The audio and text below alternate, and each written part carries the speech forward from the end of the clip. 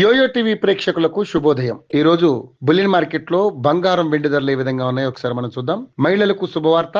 భారతీయ మహిళలకు బంగారం అంటే ఎంతో ఇష్టం. పెళ్లిళ్లు, శుభకార్యాలు, పండుగల సమయంలో బంగారం ఖచ్చితంగా కొనుగోలు చేస్తుంటారు. దీంతో మన దేశంలో బంగారం వినియోగం భారీగా ఉంటుంది. ప్రతి ఏడాది టన్నుల కొద్ది పసిడి దిగుమతి అవుతుంటుంది. ప్రపంచంలోనే బంగారం ఎక్కువగా దిగుమతి చేసుకునే దేశాల్లో భారత్ రెండో స్థానంలో ఉండడం గమనార్హం. ఇటీవల కాలంలో బంగారంపై పెట్టుబడులు భారీగా పెరిగాయి. అయితే గత 2025 సంవత్సరంలో పసిడి ధరలు ఏకంగా 70% పైగా పెరిగిన సంగతి తెలిసిందే. అమెరికా సుంకాలు, ఫెడ్ వడ్డీ రేట్లు, దేశాల మధ్య యుద్ధాల వంటి అనేక కారణాలు బంగారం ధరలు విపరీతంగా పెరిగేందుకు కారణమయ్యాయి. క్రితం రోజు సైతం పసిడి ధరలు పెరిగి ఆందోళన కలిగించిన విషయం తెలిసిందే. అయితే ఈ రోజు అంటే జనవరి 4వ తేదీన బంగారం ధరలు స్వల్పంగా తగ్గాయి.